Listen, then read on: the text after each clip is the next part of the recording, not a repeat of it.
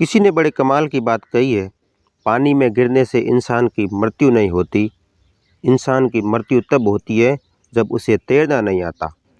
परिस्थितियाँ कभी भी समस्या नहीं बनती, समस्या तब बनती है जब उनसे निपटना नहीं आता। नमस्ते दोस्तों, ये कहानी एक दिव्यांग राजा की है, जिसके राज्य में कोई समस्या नहीं थी, सब सुखी थे, ऊपर वाले को धन्यवाद करते थे। इतने अच्छे राजा साहब आपने हमारी ज़िंदगी में भेजे।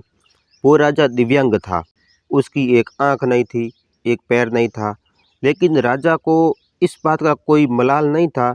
एक दिन राजा अपने महल की गैलरी में घूम रहा था, उस गलियारे में घूम रहा था और पेंटिंग देख रहे थे। वह जो शानदार पेंटिंग लगी वह उनके पूर्वजों की थी, उनके पिताजी की, उनके पिताजी की, उनके पिताजी की।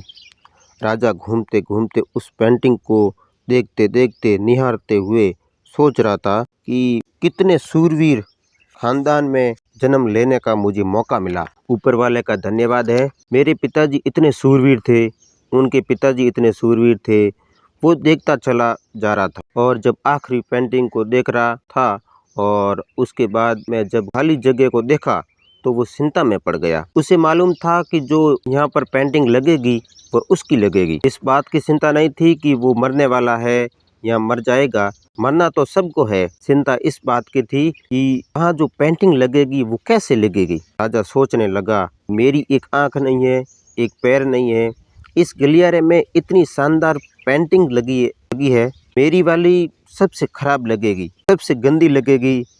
उसे अंदर ही अंदर चिंता होने लगी। राजा ने सोचा कि मेरे मरने के बाद न जाने कैसी पेंटिंग बनेगी। एक काम करता हूँ, मैं जिंदा हूँ, इसी बीच में एक शानदार पेंटिंग बनवाता हूँ, ताकि कम से कम ये तो सुकून रहे कि मेरी अच्छी पेंटिंग लगी है। तो उस राज्य में ऐलान करवा दिया, पेंटर को न्योता दिया गया था कि आप आइए, राजा साहब की तस्वीर बनाइए, जितनी शानदार तस्वीर बनेगी उतना ही शानदार इनाम मिलेगा। पेंटर आए, उन्हें मालूम था कि शानदार पेंटिंग बनेगी तो शानदार इनाम मिलेगा, लेकिन शानदार पेंटिंग बनेगी कैसे? राजा की एक आंख नहीं है, राजा का एक पैर नहीं है, ऐसे राजा की क्या तस्वीर बनेगी? और पेंटर सोच रहे थे कि इनाम की बात तो छोड़िए, अगर खराब पेंटिंग बन गई तो राजा साहब हमें फांसी पर लटका देंगे, वो गुस्सा हो जाएंगे, हमें सजा मिलेगी। इसलिए बड़े बड़े चित्रकार भी आगे नहीं आए, हाँ नहीं भरी। तभी एक लड़का बोला, राजा साहब आपकी पेंटिंग बनाना चाहता हूँ,